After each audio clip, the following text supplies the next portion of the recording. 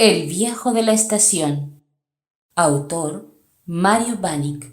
Viejo, ¿me vende un pasaje? ¿Y para dónde querés ir? No sé, para cualquier parte, a donde esté la felicidad.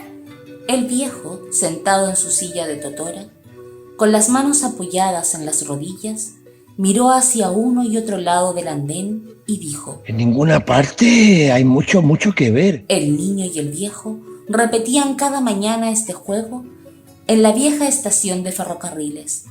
Hace ya varios años que el tren no se detenía en la estación.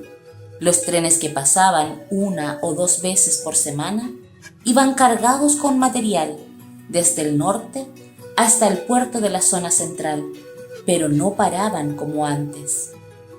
El anciano vivía en una pieza contigua a la estación. Alguna vez había trabajado para la empresa de ferrocarril, pero ya hace muchos años. Cuando la empresa fue cerrada, le permitieron al viejo quedarse, aunque desde entonces nadie parecía acordarse de su existencia.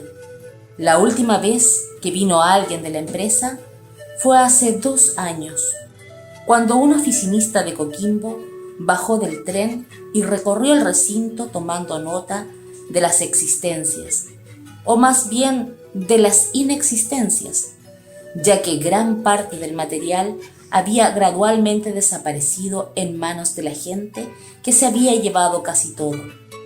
Días más tarde, llegó una cuadrilla de trabajadores y levantaron rieles, durmientes, el estanque del agua, lavamanos, tazas y urinarios de los baños y las puertas de todas las habitaciones. Incluso se llevaron las llaves del agua. Las calaminas del techo las desestimaron porque estaban oxidadas y se desharían de solo sacarlas, mientras que la reja de la ventana de la boletería no pudieron retirarla de tan anclada que estaba al muro. El viejo cada mañana entraba en la boletería, se ponía el gorro de jefe de estación y de pie ante la reja de la ventana que daba al andén, preguntaba en voz alta a un pasajero imaginario: ¿Para dónde esta vez el pasaje, señor? Luego volvía a cerrar, colgaba del clavo la gorra y arrastrando la silla de totora, salía con un paso cansado para sentarse en el andén, a la sombra durante los meses de verano y al sol para calentar los huesos durante el invierno. Un día, tras hacer la pregunta ritual de costumbre, se sorprendió de encontrar a un niño delante de la reja de la boletería. Era un niño piernilargo, de cabello rubio y rebelde, y unos ojos verdes, como 2 uvas recién desollejadas. ¿Para dónde vas a querer el pasaje, niño? El niño lo miró asustado.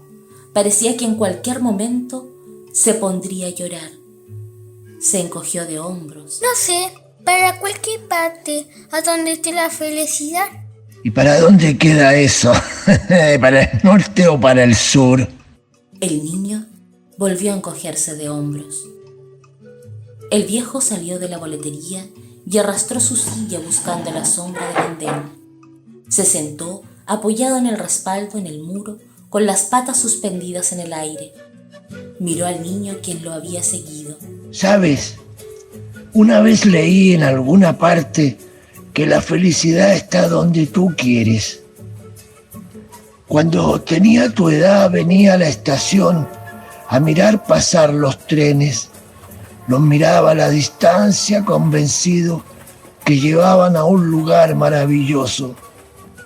Cuando a veces uno se detenía, me acercaba a curiosear entre los vagones, a ayudar a cargar el agua, las maletas y a conversar con los conductores. El niño lo oía en silencio. A veces se sentaba en el suelo a escucharlo, hablar de trenes que pasaban, de la gente que iba y venía. Antes llegaba mucha gente. Después eran más los que se iban que las que llegaban. Ahora en el pueblo solo vamos quedando los puros viejos o los niños cabrones como tú. En otra oportunidad contaba historias. unas inventadas que se le ocurrían sobre la marcha, o que a su vez las había escuchado de otros viejos, antiguos jefes de estación, maquinistas y conductores, como la historia de la familia completa que fue atropellada por la locomotora al cruzar la vía en su automóvil, sin advertir la presencia del convoy cargado de cobre. Dicen que hasta el día de hoy, en el cruce de Huamalata, se escuchan por las noches los gritos de horror de la madre y los 3 niños. Al niño le daban susto las historias, pero igual las escuchaba. ¿Son de verdad esa historia, viejo? Son historias. El niño volvía cada mañana para conversar, los dos solos, sentados al sol o a la sombra.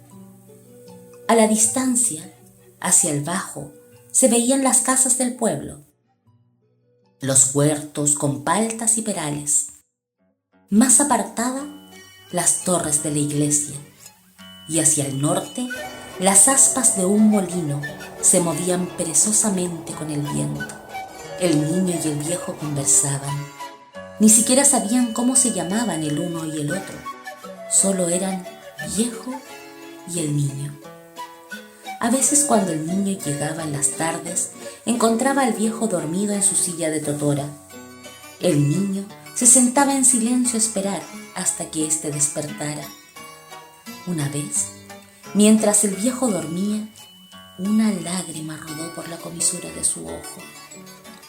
Después despertó entristecido.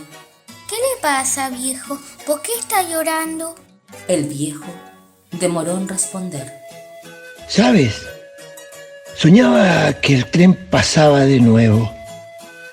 Se detenía en la estación para dejar a decenas de pasajeros y el pueblo se volvía a llenar de gente. Jóvenes, mujeres, niños que iban y venían. ¿Y entonces? El viejo se limpió la lágrima de un manotazo. Cuando desperté, me di cuenta que no era cierto. Por eso lloraba. El viento agitaba las copas de los árboles de pimiento que habían al otro lado de las vías. Durante unos minutos solo se escuchó el sonido del viento y el de una calamina suelta que se golpeaba en la derruida bodega al otro lado de los rieles.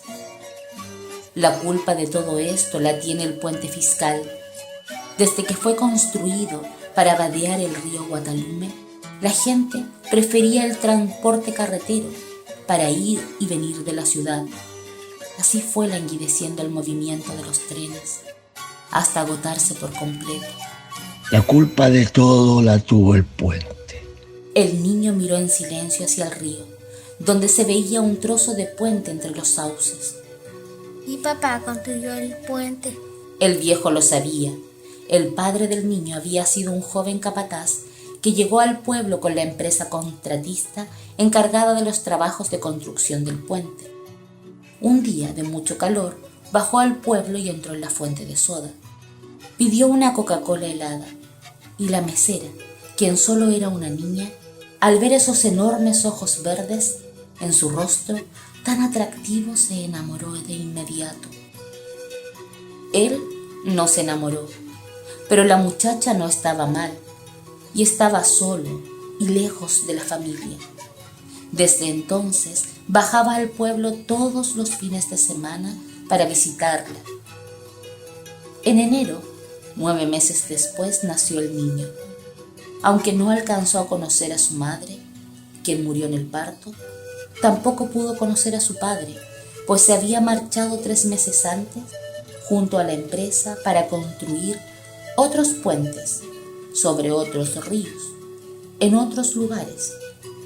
Seguramente, junto al puente, encontraría a otra muchacha y engendraría otro hijo, y así sucesivamente la región se iría poblando de puentes y de niños rubios de ojos verdes. Pero eso al niño no le preocupaba. Él solo nació. De su cuidado se hizo cargo la prima de su madre, más por obligación que por otra cosa, pues tenía una familia de 7 niños, pequeños, morenos, pelitiesos y hambrientos, que mantener. Y sola, pues su conviviente había tenido un accidente borracho en la línea del tren. Una mañana, el niño no encontró al viejo en la estación. Lo esperó por horas y como no apareció, fue a buscarlo a su pieza. Estaba desierta. En ella solo había un catre de metal, con un colchón de paja y una frazada sucia y remendada. Completaban el amoblado una banca de madera y una mesa hecha de cajón de manzana. En el muro, una reproducción del corazón de Jesús y de la Virgen de Andacollo, y la foto del presidente Pedro Aguirre Cerda, recortada de una vieja revista Vea. Debajo de la cama, una basenica de loza, saltada. Cerró cuidadosamente la puerta y volvió al pueblo. Fue hasta la iglesia y golpeó fuerte la puerta de la casa parroquial. Salió y abrió el mismo cura. Padre, ¿ha visto al viejo? Hijo, se lo han llevado esta mañana a la ciudad. Se puso enfermo y se lo llevaron. El niño regresó por donde había venido. Se sentó en el borde del andén, con los pies colgando, sin saber qué hacer. Volvió todos los días, pero el viejo no apareció. No apareció más. Una mañana el niño llegó hasta el lugar. Se sentó como era habitual en el borde del andén. Parecía triste y desorientado. Finalmente se puso de pie y con paso resuelto fue hacia la boletería. Después de descolgar la vieja gorra del clavo, abrió la ventana y miró hacia afuera. ¿Para dónde quieren los pasajes, señor? Esperó unos momentos. Después cerró la reja y arrastrando la silla de totora fue a sentarse a la sombra del andén, con la gorra sobre los ojos. Miró hacia ambos lados del andén, luego probó con lanzar un chorro de saliva hacia la vía. No superó el medio metro. «Carajos», dijo, enjuagándose la saliva del mentón. El viento azotaba la calamina suelta en la bodega, al otro lado de la vía. La felicidad está a donde uno quiere que esté, Dijo el niño.